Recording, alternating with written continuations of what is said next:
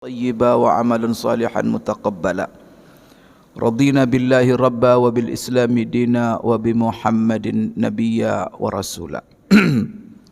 Bapak-bapak, ibu-ibu, kaum muslimin, kaum muslimat, jemaah salat subuh, hafizakumullah wa ra'akum. Alhamdulillah, pada pagi hari yang mulia ini kita dipertemukan Allah Subhanahu wa taala di rumahnya yang mulia ini, dan ini adalah tempat yang paling mulia untuk melaksanakan kewajiban kita salat subuh berjamaah. Kemudian kita menyambung dengan majlis ilmu. Baik Bapak Ibu sekalian, majlis ilmu kita sebagaimana tadi diumumkan, tanya jawab.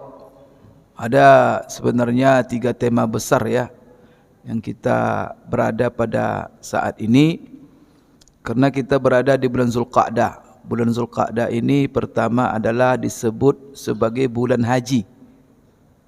Yang kedua, bulan Zulqa'dah ini disebut sebagai bulan haram. Kemudian kita akan menghadapi bulan Zulhijjah, yang mana ada ibadah dari jauh-jauh kita sudah merencanakan, yaitu ibadah korban. Maka ada 3 tema besar: masalah haji, masalah bulan haram, kemudian masalah korban. Ya, silakan Bapak Ibu kalau mau ada yang bertanya sekitar 3 masalah itu atau masalah-masalah lain. Kalau dapat saya jawab, kalau tak dapat saya tunda jawabannya nanti dan saya cari dulu. Ya, silakan Pak. Ya. Assalamualaikum warahmatullahi wabarakatuh. Waalaikumsalam warahmatullahi wabarakatuh. Pertama berkaitan dengan kurban, Ustaz. Ya. Biasa kita kalau di masjid-masjid, Ustaz, dan pelaksanaan kurban itu kan yang melaksanakan panitia, Ya. dan juga ada panitia pelaksana memotong ataupun membagi-baginya, Ustaz. Nah, biasanya panitia ini di masjid dikasih kupon, dan kupon ini nantinya tentu akibatnya mendapatkan suatu kantong ataupun bagian daging daripada kurban itu, Ya. Ustaz. Dan kalau seandainya dia tidak ikut bekerja atau tidak ikut dalam kepanitiaan tersebut, dia tidak akan dapat. Nah, ini apakah bisa dikatakan sebagai upah? Ya. Dan kalau ini dianggap sebagai upah, bagaimana kiranya terhadap yang melaksanakan kurbannya sendiri dan juga yang menerima daging dari hasil upah tersebut? Ya. Itu yang pertama, Ustaz. Yang kedua, mungkin agak di luar daripada 3 topik yang besar tadi, tapi kita akan tahu juga, Ustaz, tahun 2024 katanya ada pergantian presiden ataupun pemilihan ini, Ustaz ya. Ya. Nah, sekarang udah muncul ada 2 gitu, Ustaz ya. Ya, Anies dengan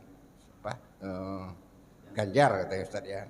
Nah, kita tahu grup-grup WA ini sangat banyak sekali, apalagi grup-grup WA pengajian Ustaz, dan juga di Facebook banyak sekali. Dan kita tahu juga ya pengakuan daripada yang bersangkutan, ada salah satu calon daripada calon tersebut katanya suka nonton film yang agak ini gitu, Ustaz. Yeah. Nah, waktu itu diangkat itu, Ustaz ya, itu ada counter dari yang lain gitu, Ustaz ya. Nah, terjadi ya semacam kayak perdebatan atau bagaimana lah, Ustaz ya. Mungkin ya banyak yang di antara dalam grup itu nggak setuju dengan yang itu, Ustaz ya. Tapi ada juga yang ini. Nah, ada yang katanya terakhir nanti ya di grup masjid, di grup silaturahim kok membicarakan politik gitu, Ustaz.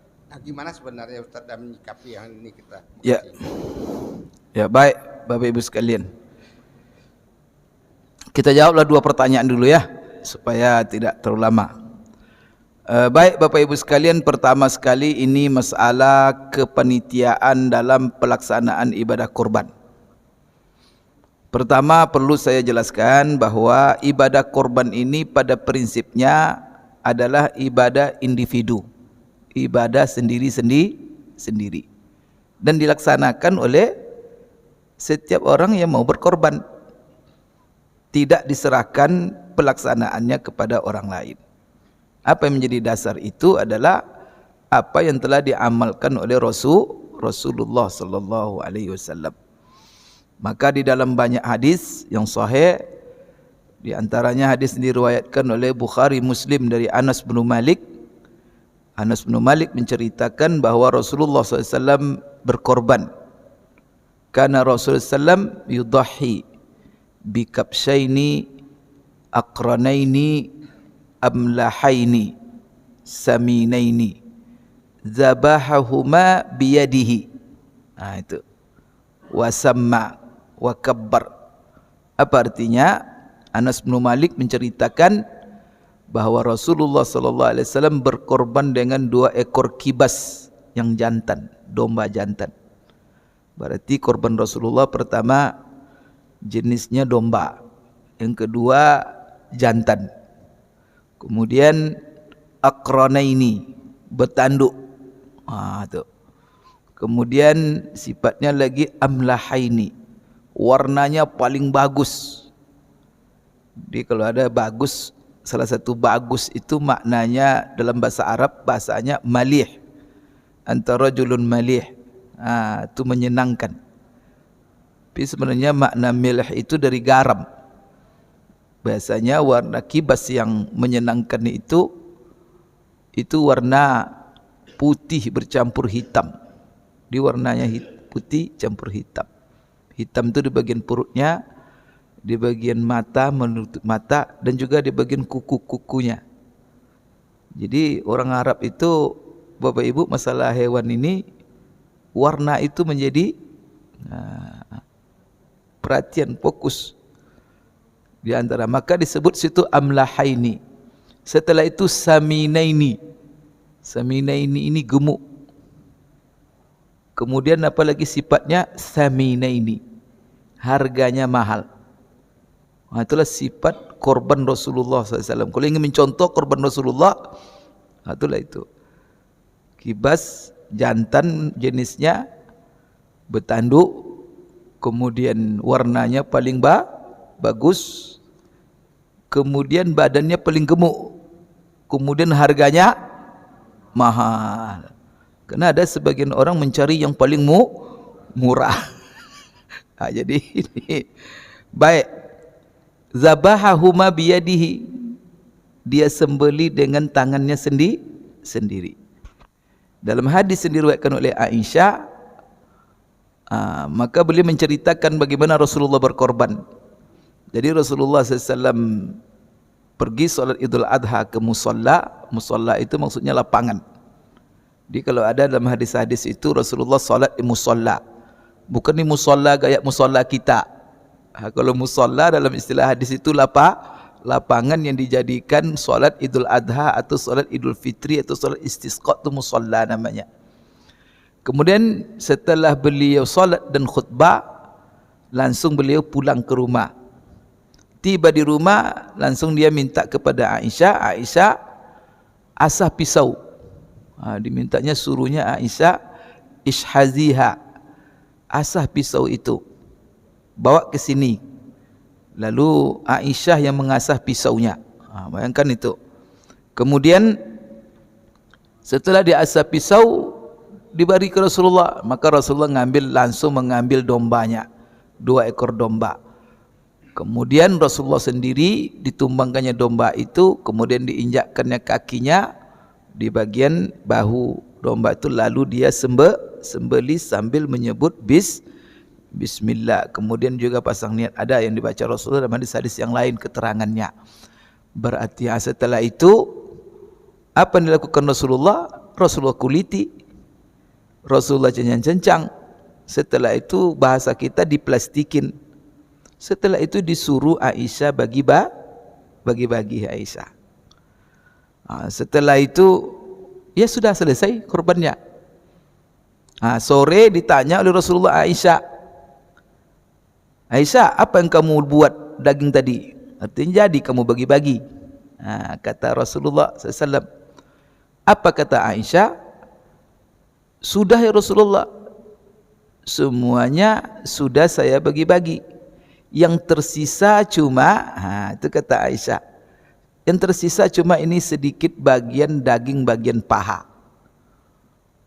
Yang tersisa kata Aisyah.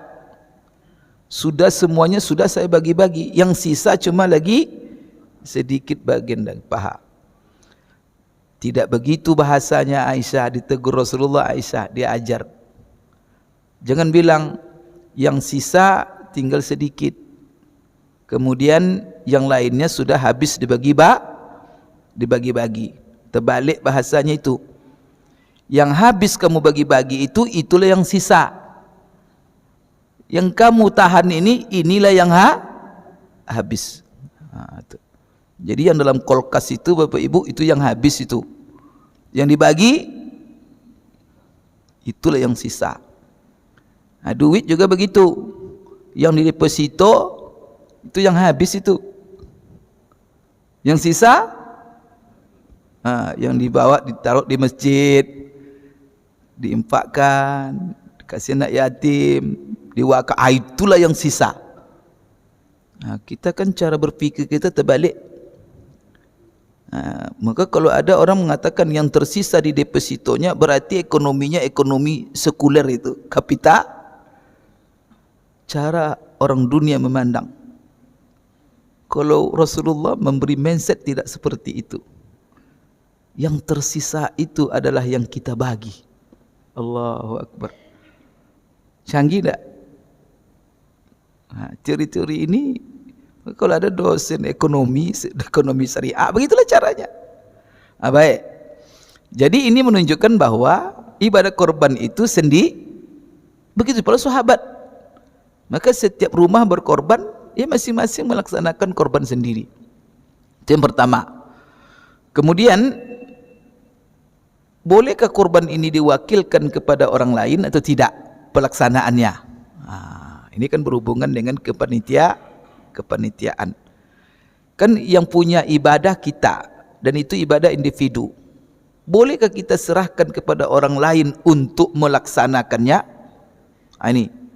Maka Bapak Ibu sekalian, jawabannya boleh. Apa dalilnya? Dalilnya adalah korban Fatimah binti Rasulullah sallallahu alaihi wasallam. Jadi Rasulullah SAW pernah mewasiatkan, memerintahkan kepada Fatimah, karena Fatimah mewakilkan korbannya untuk disembeli kepada orang lain. Lalu kata Rasulullah, hadiri oleh kamu penyembelihannya. Kemudian Rasulullah anjurkan dia berdoa.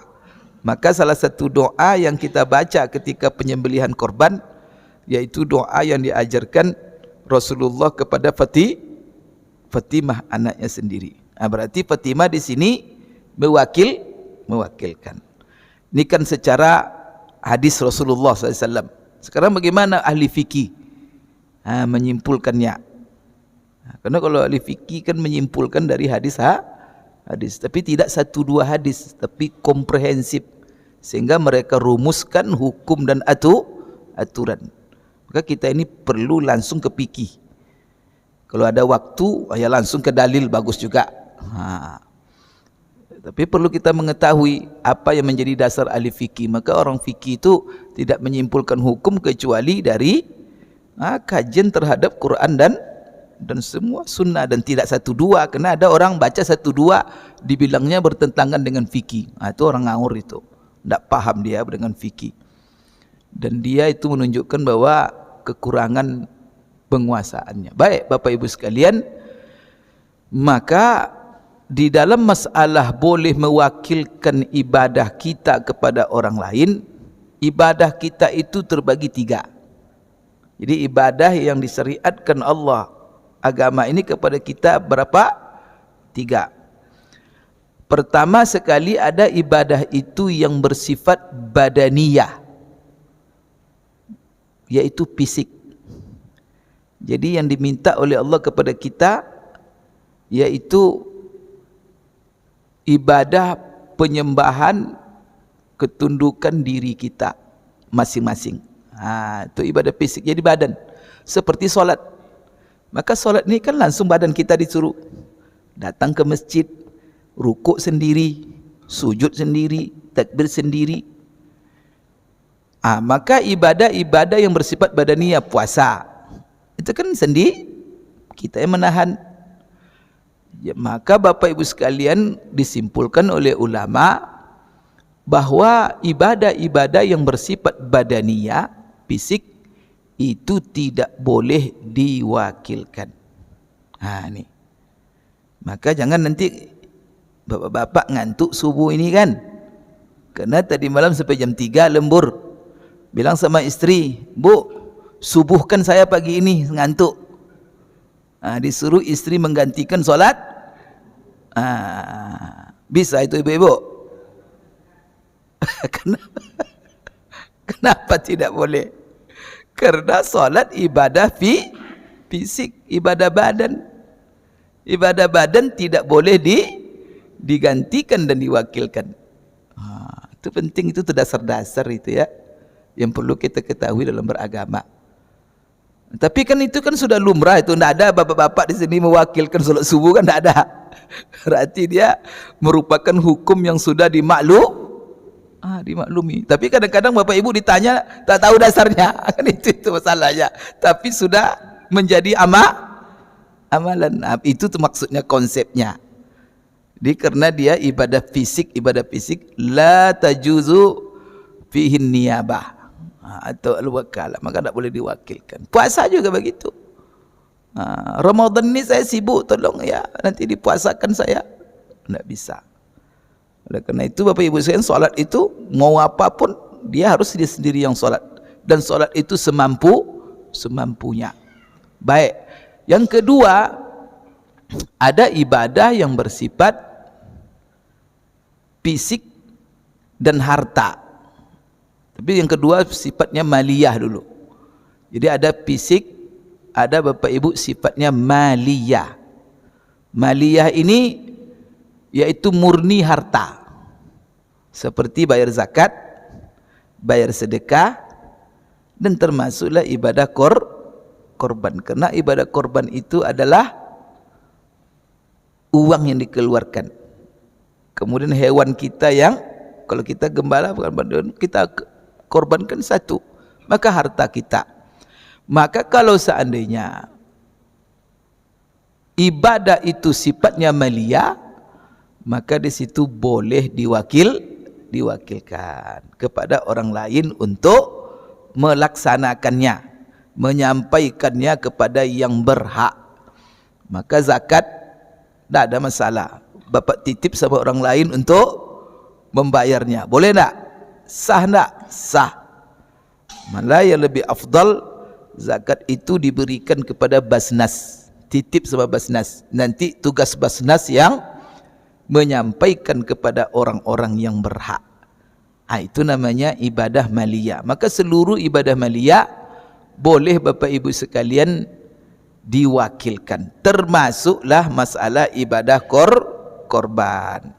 Berarti masalah mewakilkan ibadah korban kita kepada orang lain secara syariat tidak ada masalah. Sekarang kita mewakilkan itu kepada orang per orang, individu atau kelompok atau yang namanya panitia, itu tak ada masalah. Karena kuncinya mewakilkan. Tapi orang per orang, panitia itu teknis saja. Dan itu tidak ada larangan, ada masalah. Saya melihat bahwa sistem yang kita laksanakan ini, khusus ini di Indonesia, tapi saya melihat Bapak Ibu, kepanitiaan korban ini boleh dikatakan ini kreasi orang Indonesia saja ini. Di tempat-tempat lain, saya lama di Saudi dulu 15 tahun, tidak ada panitia korban itu. Maka setiap orang korban, ya korban sendiri di rumahnya. Tapi kalau di sana lebih begini, kita sekarang bisa juga sebenarnya kalau mau sendiri. Walaupun di kota ini kan perumahan, kan tidak mungkin kita beli sapi itu taruh dalam rumah kan, tiba hari korban di mana pula dikasih rumput tu beli bara tetangga nanti bau. Oleh karena itu kalau di sana ada pasar hewan namanya. Pasar hewan itu bukan hanya tempat penyembelihan, tapi di situ jual beli hewan. Maka orang mau jual kambingnya, mau buah apa, ke sana dibawa. Di sini juga ada pasar hewan. Maka tidak ada masalah. Di hari ke-10, jadi ingat itu, kalau panitia sudah menutup pendaftaran korban, bukan berarti tak bisa lagi berkorban. Nah, daun salah paham lah, tutup kata tidak jadi korban. Itu salah itu. Itu panitia yang nutup, ibadah korban tetap terbuka. Dan kembali kepada prinsip ibadah korban itu dilakukan sendiri-sendiri. Maka gimana caranya? Simple sebenarnya kalau sendiri. Pergi Bapak Ibu ke pasar hewan, pilih nanti hewan mana yang menjadi hewan korban kita, mau sapi, mau kambing, tinggal beli. Dan tanya nanti orang yang ahli, kalau kita tidak ahli, ini memenuhi kriteria atau tidak. Kalau sudah memenuhi kriteria, orang yang amanah kita tanya, ya sudah. Sembeli, suruh nanti tukang jagal menyembeli. Ketika dia menyembeli, ya sudah, suruh ngulitin, suruh dia mencencang, semua masukkan ke plastik. Semua disuruh ngerjakan sebentar oleh dia itu. Setelah itu apa? Masukkan ke dalam mobil, setelah bawa pulang, bagi-bagi ke tetangga. Sebagian simpan dimakan, sebagian di tetangga, ada yang miskin disedekahkan, ada orang kaya, tetangga yang kaya dihadiah. Kan selesai. Simple enggak? Bisa begitu. Walaupun dilakukan itu sampai akhir waktu tanggal 13 Zulhijjah, kan ada orang Pak sampai tanggal 10 tak ada duit, tanggal 12 masuk duit banyak. Gimana? Korban cepat-cepat pergi. Dan itu masih adalah waktu syariat berkorban. Jadi di sini yang penting untuk dimaklumi ini, supaya jangan ada orang sudah terlambat. Baik, Bapak Ibu sekalian, kalau diserahkan kepada panitia, ini masalahnya. Apa akad antara peserta korban dengan panitia? Karena kita ini tidak boleh menerima sesuatu dari orang lain kecuali diikat dengan sebuah kontrak. Jangan kasih gitu tuh diam saja. Tidak boleh itu. Itu menimbulkan konflik. Maka semua yang kita berikan kepada orang lain harus jelas. Dan bapak tak boleh nerima dari orang lain kecuali harus jelas.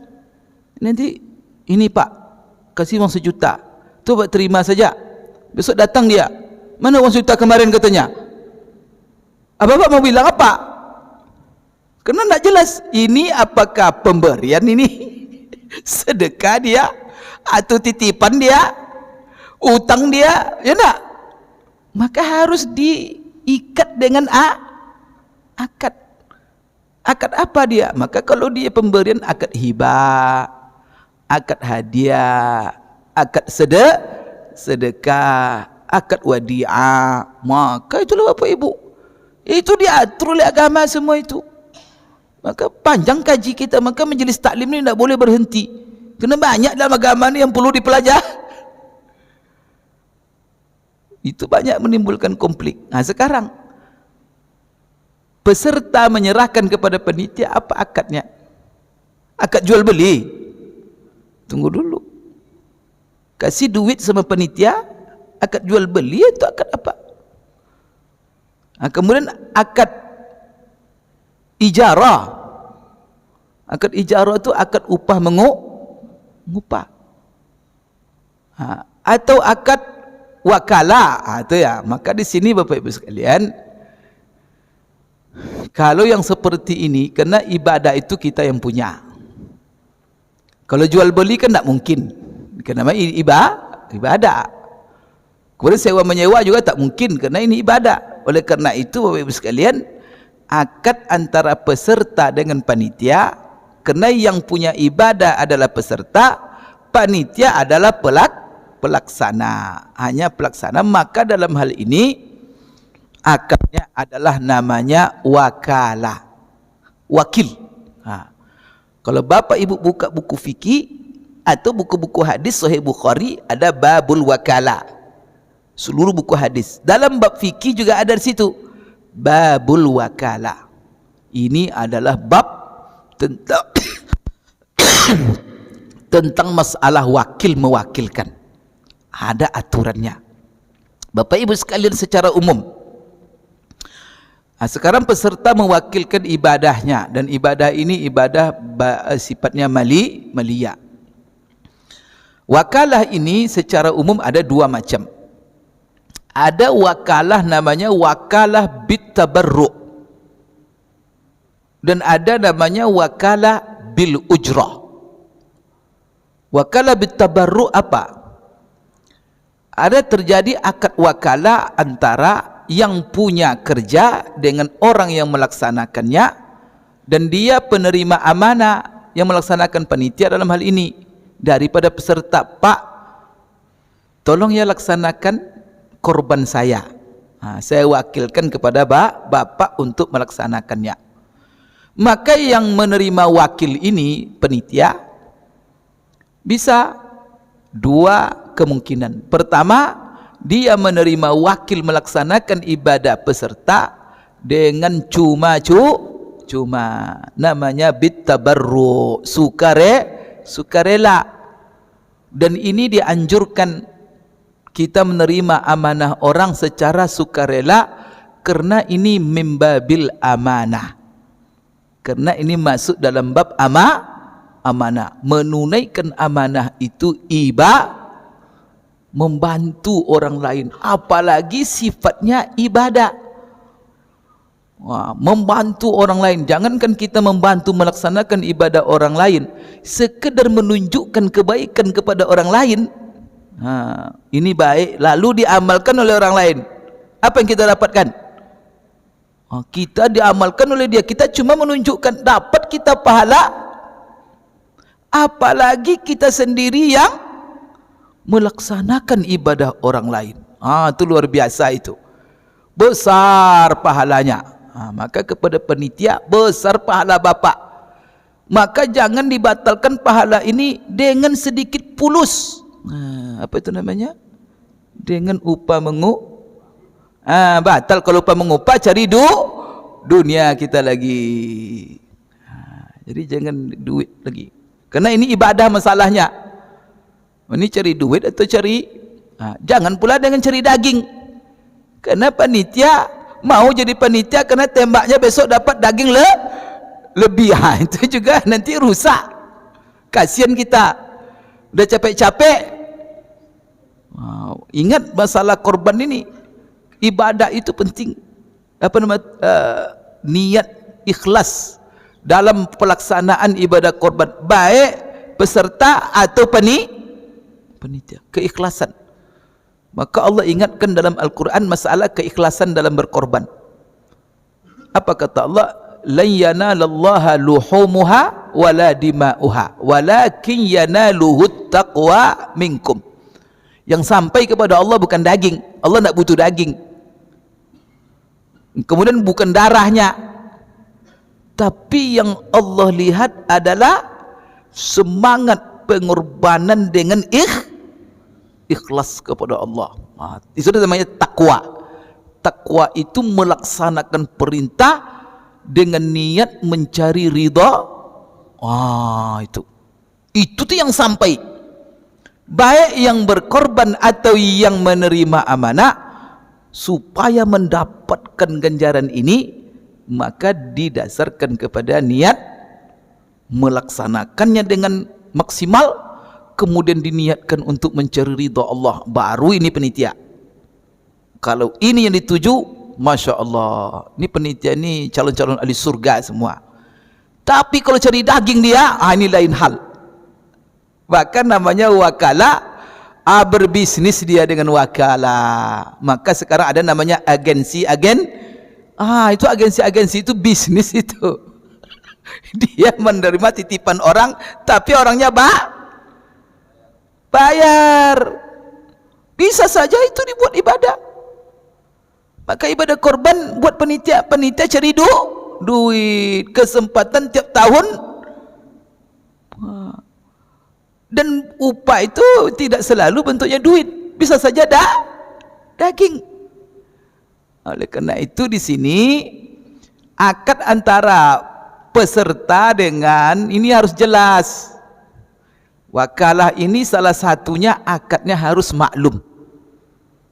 Apakah wakalah dia menerima wakil dengan sukarela? Itu harus jelas. Maka peserta tak banyak beban nanti. Kemudian yang kedua, apakah dengan namanya bil ujrah, yaitu dengan diupah. Jelas itu. Tapi kedua-duanya boleh, secara syariat boleh, tidak masalah. Cuman Bapak Ibu, yang satu pengen dunia, yang satu pengen, itu aja masalahnya itu. Tapi kalau boleh bersama-sama boleh. Upah yang ambil itu halal, tidak ada masalah. Ya cuma itu dapat kita sebatas dunia. Jadi di sini Bapak Ibu sekalian harus jelas akad ini. Kalau seandainya terjadi nanti tabarruk, umpamanya panitia melaksanakan secara sukarela, maka di sini ada kewajiban peserta, ada kewajiban panitia. Apa yang menjadi kewajiban peserta? Ini penting nih. Kewajiban peserta, karena kita kan begini Pak, dalam masalah kepanitiaan ini, panitia tidak menerima hewan dari peserta. Karena bisa saja wakil ini cuma yang mewakili tinggal menyembelih dia. Bisa saja wakil ini hanya tinggal membagi. Kadang sudah disembelih oleh, seperti Rasulullah pernah berkorban, disuruhnya Aisyah bagi-bagi. Pernah sekali berkorban disuruhnya Ali yang, berarti wakilnya cuma pada masalah bagi. Tapi kalau kepanitiaan ini dari awal sampai akhir diserahkan semuanya kepada panitia. Apa kewajiban peserta? Maka kewajiban peserta, karena ini ibadah individu, ingat, ini ibadah individu, maka peserta kewajibannya wajib memenuhi seluruh biaya-biaya yang terkait dengan ibadah korban itu. Wajib itu dibayar, tidak boleh dibebankan kepada panitia, dan jangan pula dibebankan kepada kas masjid. Umpamanya apa? Bapak ibu yang punya korban, setelah itu umpamanya pergi cari hewannya, tidak cukup duit, diambil kas masjid, dosa nanti kata pengurus, tanggung dosa itu. Karena kas masjid itu milik milik masjid itu niat orang, jangan digunakan untuk ibadah individu, dosa itu. Maka di sini sampai menggunakan fasilitas masjid pun kalau bisa dihitung, masukkan impak, bayar berapa sewanya kira-kira, itu peserta yang bayar. Oleh karena itu di sini panitia harus, karena dia semua yang bayar. Maka kalau seandainya tidak mau dia bayar, jangan terima. Kalau kan kita pula, kita yang melaksanakan, kita pula suruh bayar, kita yang berkorban, namanya itu panitia. Maka dihitung. Kalau dari awal, mulai daripada membeli hewan, menjaga hewan, menyembelihnya, mengulitinya, mengapakan, sampai plastikin, sampai bagi-bagi semuanya panitia. Maka di sini harus jelas kontraknya. Maka kontraknya di sini kan wakil. Maka pertama sekali panitia nanti memanage lah apa yang harus dibayar oleh para peserta. Pertama tentu Bapak Ibu sekalian berhubungan dengan daging. Maka panitia wajib menjelaskan hewan yang akan disembelih ini hewan yang mana, kriterianya gimana, berapa berat dagingnya, itu harus dijelaskan itu. Contoh, namanya kan 7 setiap hewan sapi. Pertama sekarang jenisnya apa dulu, itu dibeberkan kepada peserta, dipresentasikan dulu. Kita akan menyembelih cuma sapi, dan setiap sapi 7 orang. Maka dijelaskan sapi itu beratnya berapa dagingnya. Kita insya Allah umpamanya sapi minimal dagingnya 80 kilo. Itu ada dijelaskan Pak, 80 kilo. Setelah itu 80 kilo. Dihitung kira-kira 80 kilo ini berapa duitnya dalam pasar sekarang. Umpamanya duitnya 18 atau 17 juta. Maka 17 juta bagi 7. Umpamanya dapatlah umpamanya 2.700.000 atau 2.800.000. Berarti untuk daging saja setiap peserta harus bayar 2.800.000. Itu tok daging. Setelah itu panitia menghitung biaya operasional. Barangkali panitia akan membentuk manajemen pula. Umpamanya ada orang yang didudukkan pekerja untuk menerima pendaftaran, duduk dia tiap hari menerima pendaftaran. Barangkali dia perlu dikasih honor tiap hari. Itu panitia itu nanti bertanggung jawab. Jadi panitia sendiri nanti akan bayar orang lain dalam beberapa pekerjaan kerana panitia tidak mungkin mengerjakan. Itu pertama umpamanya. Yang kedua, setelah itu panitia nanti harus turun mencari hewan. Kemana hewan itu dicari? Banyak ke Payakumbuh. Dihitung nanti berapa biaya ke Payakumbuh. Jangan pula uang saku panitia keluar. Kerana itu ibadah wajib peserta yang bayar. Diperhitungkanlah berapa nanti ongkos, berapa sewa mobil. Setelah itu nanti hewan itu didatangkan berapa hari menjelang. Ketika solo seminggu menjelang dikorbankan, siapa yang jaga hewan itu? Siapa yang ngasih rum? Wajib dijaga. Wajib hukumnya itu panitia menyediakan menjaga. Kalau hilang, nanti panitia yang tanggung. Ganti. Kena keteledoran di dalam melaksanakan amanah, lalai, itu wajib wakil yang orang yang menerima wakil yang mengganti kerana dia lalai. Tapi kalau sudah ada penjaga hilang juga, itu tidak lagi. Jadi itu ada kriteria. Maka ada penjaga, ada yang ngasih rumput, kalau mati nanti tanggung jawab panitia juga. Itu semua dihitung sampai nanti menyembeli. Menyembeli panitia tak ada yang tahu menyembeli. Menguliti, terpaksa mendatangkan orang tukang jagal. Tukang jagal mau dia, tidak mau maka juga dibayar per ekor. Kadang ada minta 300, 400. Itu jagal. Kemudian juga dalam pelaksanaan butuh alat perangkat-perangkat, butuh pisau, butuh nanti plastik untuk kemudian butuh tenda, kemudian upah tukang jagal. Semuanya itu dihitung sebagai biaya operasional. Itu detail Pak. Maka panitia yang amanah harus jelas itu semua.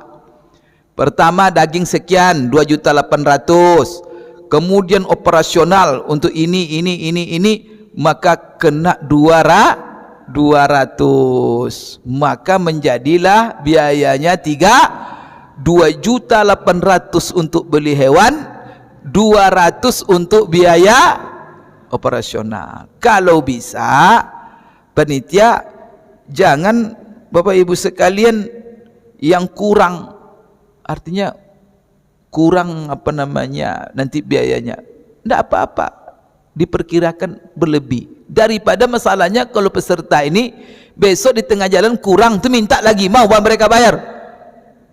Tidak mau, dia susah nanti. Bilang sama peserta, undang peserta ini mau diamanakan, kembalikan kepada kami, balikkan. Gitu tuh. Oh sudah, impakkan aja ke ya sudah. Atau jadikan nanti makan-makan panitia bersama-sama, juga boleh, tidak ada masalah. Sekarang itu Bapak Ibu, itu semuanya siapa yang menanggung? Dan itu siapa yang menghitung? Itu kan nampak, itu kan kewajiban. Itu kewajiban peserta. Kemudian Bapak Ibu sekalian, kalau panitia apa pula kewajibannya?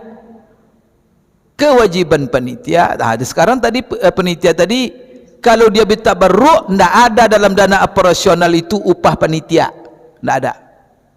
Tapi kalau seandainya panitia minta upah pula, maka di situ disebutkan berapa upah mereka bekerja sebagai panitia. Harus jelas di dalam biaya operasional.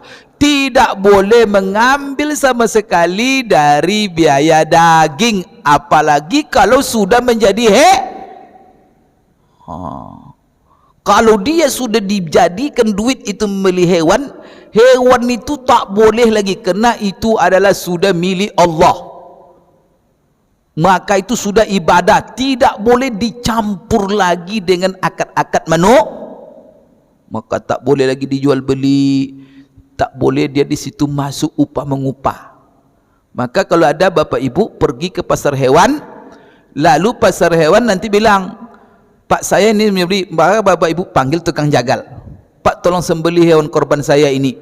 Setelah disembelih, dikulitin, diplastikin, bapak bilang sama tukang jagal itu, bapak kasih 5 kilo, Pak ini 5 kilo sebagai upah, batal korban bapak ibu sekalian.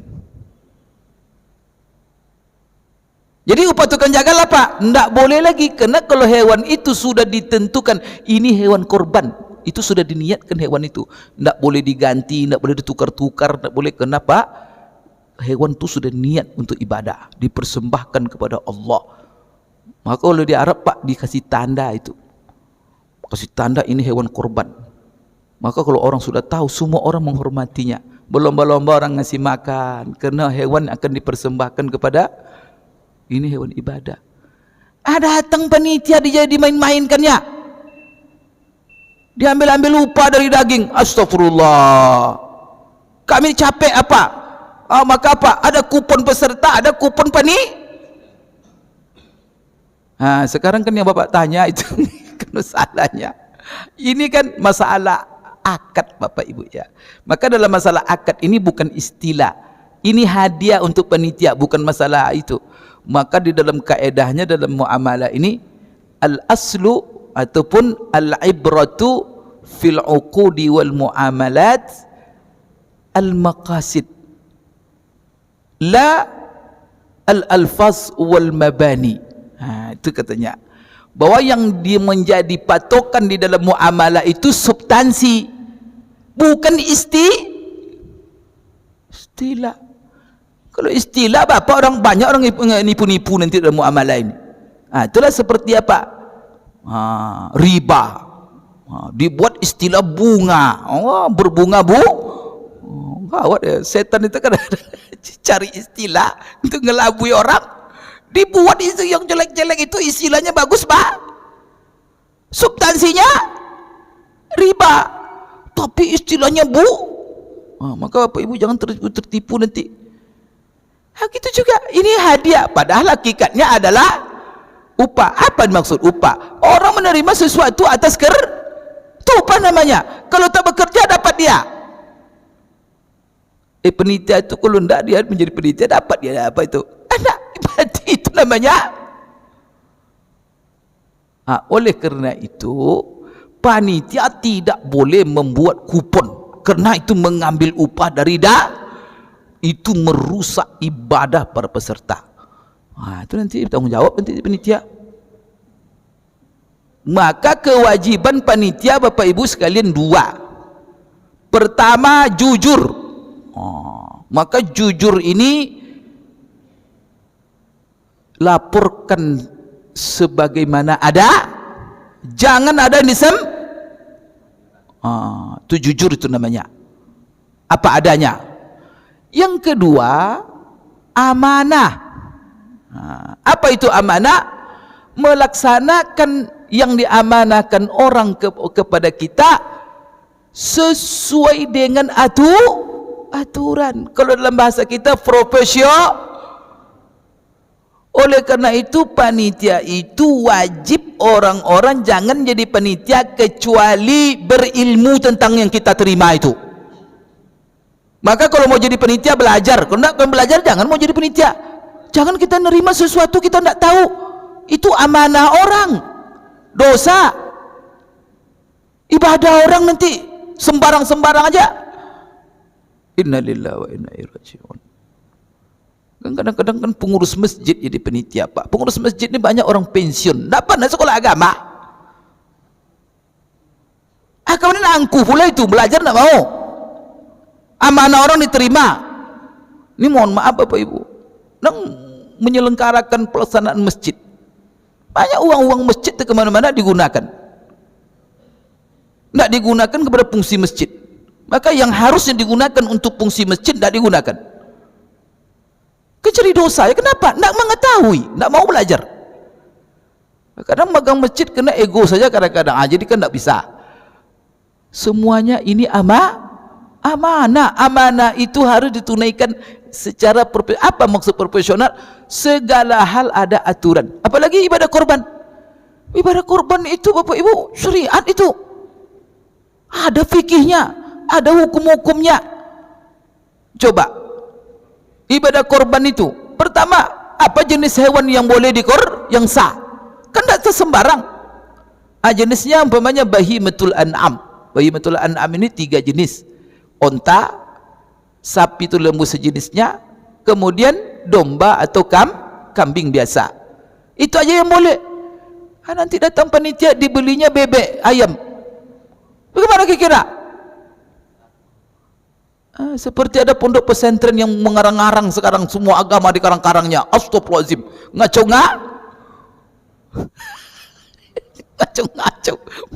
Bapak Ibu mendengar dia pusing, tak apa-apa dia baca. Astagfirullah. Kemudian Bapak Ibu sekalian, ini kan orang macam-macam sembarangan aja. Agama ini ada aturan Pak.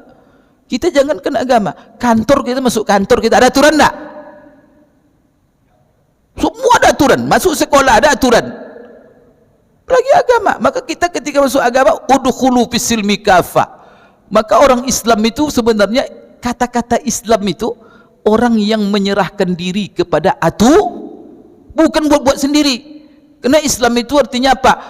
Menyerahkan diri kita secara totalitas, zahir dan batin, kepada apa yang telah Rasulullah sampaikan kepada kita, yang Rasul contohkan, yang datangnya dari Allah. Maka para panitia yang menjadi panitia korban, panitia apa saja, wajib mengetahui apa yang menjadi belajar. Maka saya selalu, pokoknya saya sudah sampaikan, panitia-panitia buat kajian sehari, umpamanya apa, hari Ahad buat kajian kupas tuntas fikih dan yang hadir semuanya kumpulkan di masjid ini, seluruh panitia sekitar masjid, undang seorang ustadz yang mengetahui, yang bisa betul-betul menyelesaikan seluruh permasalahan korban. Nanti datang, Masya Allah, kan kuliah sehari, karena kita ingin mengambil amanah. Dosa nanti pengen jadi pala dosa jadinya. Kalau tidak berilmu jangan terima, tidak berilmu terima, itu sudah dosa itu. Kita tidak mengetahui itu terima juga. La ilaha illallah. Bapak mau Bapak mengamanahkan, Bapak suruh tolong antarkan barang saya ini kepada orang itu, kendaraan tak punya, dia tak tahu jalan, Bapak serahkan sama dia. Jadi masalah, mungkin itu masalah di dunia kita itu, padahal ini masalah agama. Maka Bapak Ibu yang peserta jangan serahkan kepada penitia kecuali dipastikan penitia itu orang mengetahui. Kalau enggak jangan, pergi aja ke pasar sendiri aja, bawa ustadz mengetahui, bawa ke sana dia. Padahal peserta dia diserahkan pada penitia, enggak tahu apa-apa, enggak pernah sekolah agama, enggak pernah ngaji. Itu penting saya sampaikan Bapak Ibu, ini ibadah ini. Maka saya juga ini masalah haji, orang yang mewakilkan badal haji kepada orang kadang-kadang sembarangan Pak, tidak tahu dia bagaimana manasik haji itu, diserahkan juga. Oleh karena itu minimal orang yang ini Bapak Ibu sekalian ya, kalau orang yang haji, kapan dia boleh menerima minimal dia dia sudah haji. Kenapa syaratnya sudah haji? Berarti dia berilmu tentang, maka tidak sah menitipkan haji seseorang kepada seseorang yang belum pernah. Nanti penitia tak pernah berkorban itu, Bapak serahkan korban sama dia, gimana? Dan dia tidak berilmu tentang korban itu. Kenapa disyaratkan dia sudah haji? Masalah ilmu tadi, Pak. Begitu juga nanti. Maka itu saya memanggil mengajak motivasi seluruh panitia, jangan jadi panitia kecuali ngaji. Sepakat nanti seluruh bagaimana caranya. Kemudian Bapak Ibu sekalian, profesional itu kan begitu, seperti korban, seperti jenis tadi. Oke, tidak ada masalah jenis onta, sapi, apa, domba, kambing. Tapi kan ada pula kriterianya sah. Kapan seekor sapi itu sah menjadi hewan korban? Syarat yang pertama harus memenuhi umur. Umurnya kenapa? Tidak sembarang sapi, bukan gemuk yang dilihat dulu. Yang dilihat pertama umur, Pak. Setelah jenisnya oke, jantan betina silakan. Kedua, lihat umurnya. Kalau dia onta 5 tahun genap sempurna, sudah masuk umurnya yang ke-6, baru sah menjadi korban. Kalau kurang 2 hari daripada 5 tahun, tidak sah itu.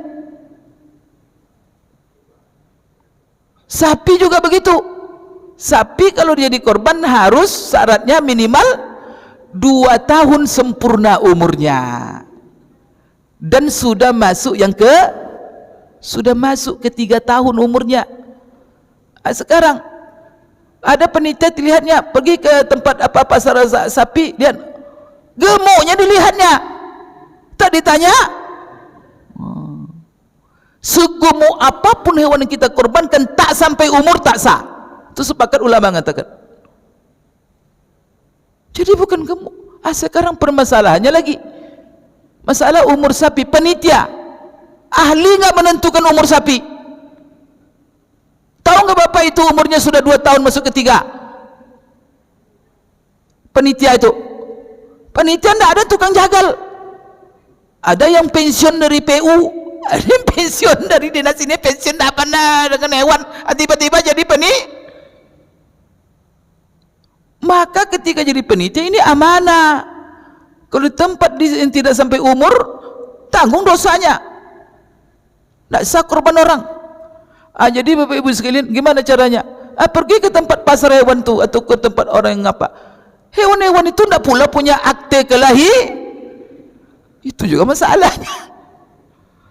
Pergi Bapak kepada tempat hewan tu, kan Bapak tanya mana akte ya untuk menunjukkan umurnya. Lalu Bapak Ibu bagaimana caranya? Caranya kalau tidak penitia ada orang yang ahli, terpaksa kita menyewa orang yang ahli. Maka cari tukang jagal yang biasa tahu. Maka umur itu Bapak Ibu, kalau orang yang sudah biasa apa itu tahu dia Bapak Ibu. Bagaimana mereka mengetahui? Biasanya lewat gigi. Gigi ini dahsyat menunjukkan umur. Saya ini kalau ahli, kalau Bapak ketawa, tahu saya berapa umur Bapak. Oh iya, saya udah tahu saya umurnya. Kalau saya ahli, dari gigi aja Pak. Kalau 2 tinggal giginya sini atas second umurnya. Bapak Ibu sekalian, jadi itu unik. Maka umur ini seperti dalam bahasa Arab. Bahasa Arab itu gigi. Gigi apa bahasa Arabnya? Sinnun, gigi. Itu Masya Allah. Kalau umur, kalau kita tanya bahasa Arab, berapa umur Bapak? Juga sinnun. Di sinnun itu 2 maknanya, umur dan gigi. Jadi kalau ada orang tanya sama Bapak, kam sinnuka, itu jangan dihitung gigi, berapa gigimu? 1, 2, 3. Itu bukan tanya gigi, itu bertanya dia umurmu. Tapi bisa saja tanya gigi dia, karena gigi dengan umur bahasanya berarti kenapa bahasanya sama? Karena gigi menunjukkan umur. Maka orang begini ya, karena ada tahapan-tahapan. Ada gigi pertama gugur semuanya, nanti diganti oleh gigi kedua. Itu pas itu Pak umurnya itu. Umur berapa? Kalau mulai gigi susu namanya itu hilang, nanti digantikan oleh, atau setelah itu gigi apa itu mulai pula gugur satu mana yang gugur ini, kalau di sini yang gugur ini menunjukkan umurnya sekian. Wah itu Masya Allah, itu orang-orang hewan itu apa, tapi mereka biasa ihtiyat. mencari umur yang lebih. Maka di sini adakan aturan, maka harus dilaksanakan dengan amanah. Oleh karena itu di sini Bapak Ibu sekalian, panitia harus terang-terangan. Kalau seandainya mereka minta upah, tak boleh upah dari daging. Maka solusinya apa Pak? Solusi, kalau memang mereka juga pengen upah dan bentuknya daging, maka di sini caranya ada, hitung dari biaya operasional tadi. Maka Bapak ambil panitia dari duit operasional. Berapa kira-kira upah panitia selama dia bekerja? Ambil dari duit. Umpamanya apa? Masing-masing panitia dapat 500. Panitia 10 orang umpamanya. Ya kalau mau daging, beli dari itu ya daging. Dari duit itu beli sapi yang lain nanti, tapi sapi itu bukan sapi korban, tapi itu sapi upah karena panitia kepengen bentuk maka upahnya jangan diambil dari daging kalaupun Bapak kepengen daging, beli hewan tapi bukan hewan korban dia, tapi hewan daging atau hewan upah. Itu solusinya kalau pengen daging. Kalau tidak, ya cukup Bapak menerima bagian dari peserta, setelah itu untuk upah terima uang kalau kepengen juga diupah. Maka sebaiknya apa? Sebaiknya rela menjalankan amanah kesempatan kita menjadi panitia, maka mencari pahala banyaknya, karena itu ibadah luar biasa. Itu Pak ya, solusinya. Dan kalau saya uraikan panjang nanti. Sedikit ya, silakan. Terkait pertanyaan Bapak tadi, jadi ketika tadi panitia kurban mengambil kupon kurban, maka niat dari peserta kurban gugur. Itu tadi Ustaz kan? Nah, bagi panitia yang memaksakan juga menerima kupon kurban atau menerima daging kurban, apa hukumnya Ustaz?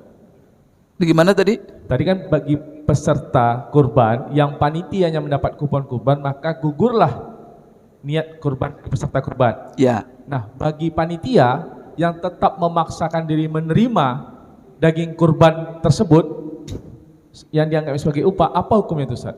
Ya, maka panitia tidak bisa. Umpamanya Pak ambillah oleh Bapak sebagian sebagai upah sebagai panitia. Itu batal korban kita itu. Peserta tidak boleh. Kalaupun mau ngupah, kasih Pak, kan 2.800.000 ini kembali daging nih.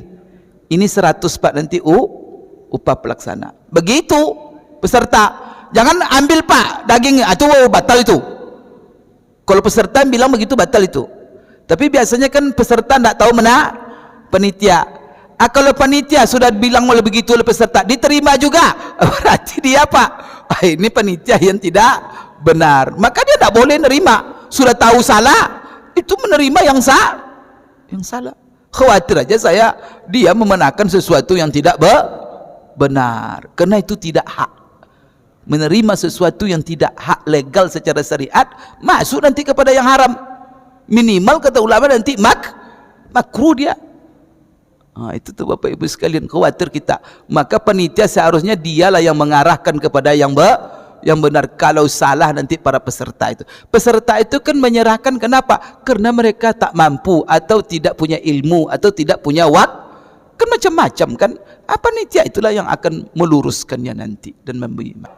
Sekira itu sudah. Jadi apa pertanyaan Bapak? Kita tutup. Masih silakan.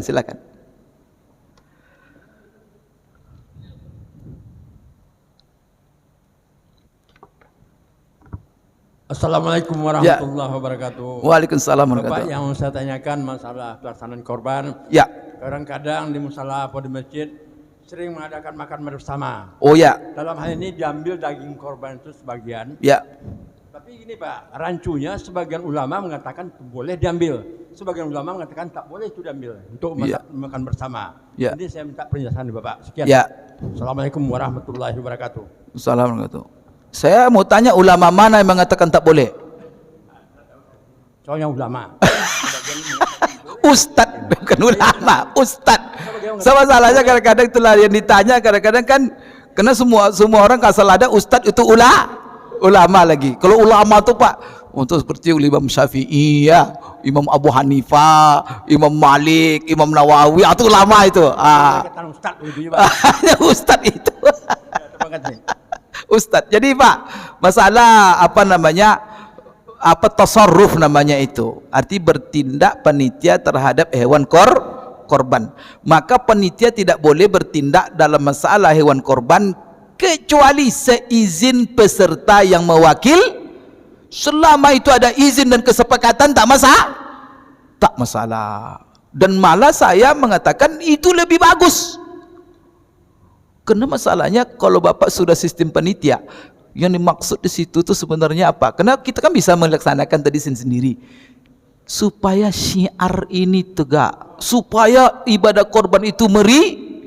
Kan itu sebenarnya tujuan supaya meriah ibadah itu. Maka bagaimana salah satu caranya? Ya sepakatlah peserta dengan apa? Nanti pas hewan-hewan itu sudah ditumbangkan, dia ambillah dagingnya. Sedikitnya sekilo dimasak, kemudian dipanggil semua orang yang datang untuk makan bersama. Itu lebih bagus. Kenapa? Karena ada pula hukum fikih begini. Ketika Idul Adha itu syariatnya begini. Solat Idul Adha itu kalau bisa dipercepat dari solat Idul Fitri waktunya. Yang kedua, ketika kita solat Idul Adha mau berangkat setelah subuh disunatkan puasa. Jangan berbuka dulu, jangan makan. Kemudian disunatkan dalam solat Idul Adha khutbahnya singkat, jangan panjang-panjang. Pesan kepada khatib nanti cukup 10 menit. Gitu. Maka setelah khutbah nanti, jadi waktunya agak dipercepat, khutbah dipersingkat, setelah itu langsung keluar itu menyembeli, penitia langsung siap-siap menyembeli, bukan kunjung-mengunjung dulu, karena ada pula masjid, kita silaturahim dulu, besok kita apa hewan korban kita katanya. Itu salah. Idul Adha meriahnya bukan dengan kunjung-mengunjung, tetapi adalah dengan sama-sama hadir. Setelah itu nanti diapakan? Kata ulama disunatkan bagi orang yang berkorban berbuka dengan daging korbannya. Maka panitia cepat-cepat keluar setelah sholat, langsung sembeli, ambil daging, nanti seluruh peserta dan yang hadir berbuka dengan hewan korban. Terima kasih, Pak. Ya itu tuh Pak. Ya, maka tidak ada masalah, tapi minta izin, ada kesepakatan. Nanti tidak ada masalah. Ya silakan Pak. Waalaikumsalam.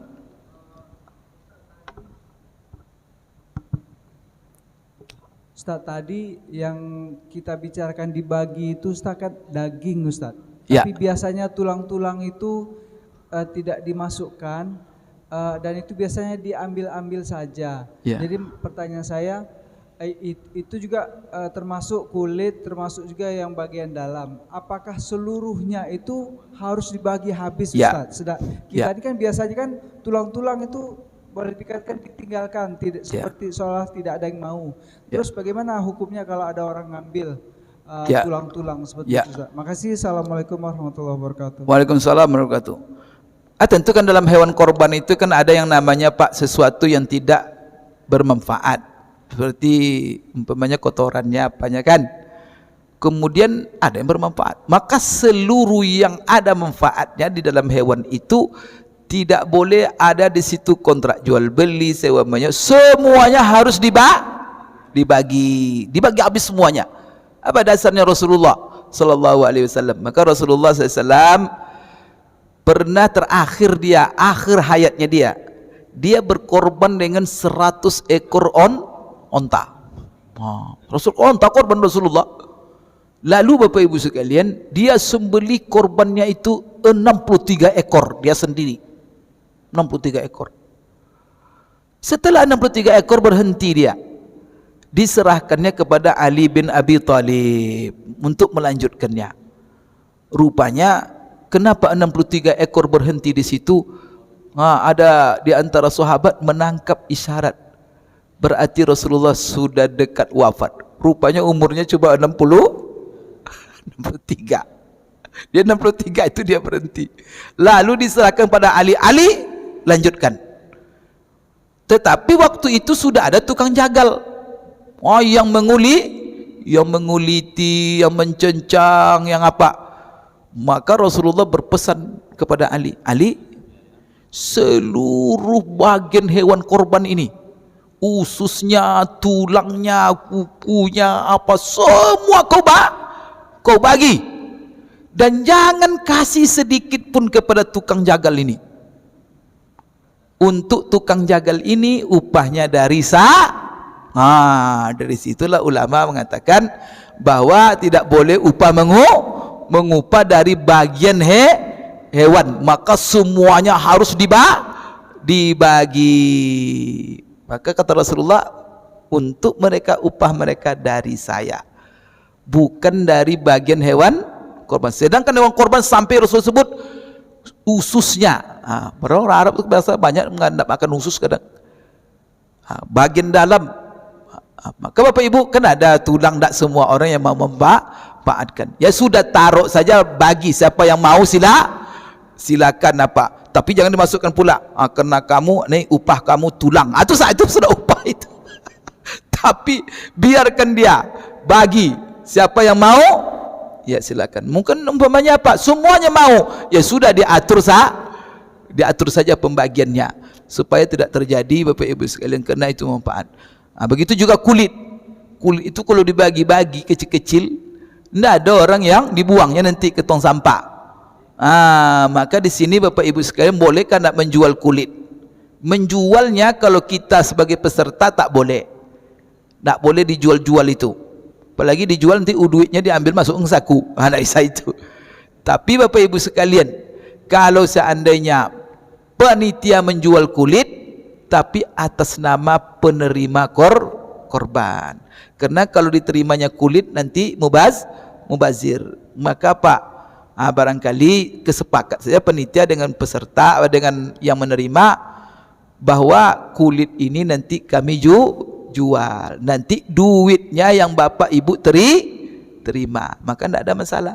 Dijual kulit itu, sepakat dengan restoran namanya 20 ekor 20 kulit, kan banyak duit itu. Setelah itu duit itu dibagi sama orang miskin. Ini Pak, ini kulit kemarin ini. Cuma kan kalau seandainya jadi menjual itu, siapa yang tak boleh menjual? Yang tak boleh menjual peserta dengan panitia yang mewakili peserta. Tapi kalau dijual atas nama yang menerima, tidak masalah. Maka kalau bapak tu ada orang miskin nerima hewan korban, semua ngasih hewan korban sama dia, tertumpuklah di rumahnya 100 kilo daging, itu kan dimasak semua itu. Lalu hewan korban yang diterima 100 kilo ini kan tidak mungkin dia masak, dijualnya boleh tak? Boleh, tidak ada masalah, karena dia bukan bukan yang memiliki, dia itu adalah penerima hewan korban, sekarang sudah menjadi milik dia. Kalau sudah milik dia, silakan, mau dia kasih, mau dia jual, mau dia apa. Kulit tadi juga begitu, itu sebenarnya sudah hak yang menerima, maka boleh dia jual. Sekarang untuk menjualnya, nak mungkin dia jual satu tapak ini, siapa yang beli? Maka diwakilkannya kepada panitia untuk menjual secara secara keseluruhan, nanti tinggal dibagi ya silakan, tidak ada masalah. Wallahu alam bissawab. Itu Pak ya. Maka tidak ada boleh ada tulang-tulang itu untuk upah pula panitia, nanti tidak, dibagi semuanya. Panitia ingat, kalau ingin dia upah, ambil dari jangan dari hewan korban. Ya silakan Pak. Terakhir mungkin ya. Assalamualaikum warahmatullahi wabarakatuh. Waalaikumsalam. Langsung saja Ustaz tanya. Tadi ada Ustaz menyampaikan bahwa kurban ini harus ada akad kurbannya. Akad kurban ini apa ada termasuk rukun atau gimana? Kalau memang dah rukun itu gimana lapasnya gitu? Ya, ini masalah Bapak Ibu sekalian, akad. Ya, kalau akad dengan peserta dengan apa, itu kan akadnya akad mewakili. Tapi kalau ibadah korban itu sendiri niat, bukan akad, tapi niat peserta. Maka ketika dia mewakilkan kepada orang, tentu disampaikannya niatnya. Pak, ini korban ini ataupun hewan ini saya kasih sama Bapak, niat saya korban. Karena niat ini bisa macam-macam. niat saya akikah katanya, kan bisa juga. Niat saya untuk dijual ke pasar katanya, kan bisa juga. Jadi yang menentukan niat. Niat ini gimana? Yang masalah niat ini adalah tergantung di hati, itu apa angkal niat. Tapi untuk korban itu dianjurkan, disunatkan kita melafazkan niat, tapi waktu kita menyembelih, maka niat bapak itu nanti disampaikan oleh tukang jagal, maka dibacakan, itu bagus itu. Ini korban si anu, maka tukang jagal itu berniat dia, ya Allah ini adalah korban si anu, bacalah nama-nama satu bagusnya Rasulullah menganjurkan kalau bisa yang berkorban itu hadir ketika, kalau dia wakilkan hadir, dan dia juga pasang niat dan pasang doa. Itu Pak ya. Itu kalau masalah Pak. Sekiranya itu dapat saya sampaikan karena waktu juga memisahkan kita. Insyaallah Pak Ibu di lain waktu kita berjumpa kembali. Aku qouli hadza wa astaghfirullah li wa lakum. Subhanakallahumma rabbana wa bihamdik asyhadu an la ilaha illa anta astaghfiruka wa atubu ilaik. Billahi taufiq. Assalamualaikum warahmatullahi wabarakatuh.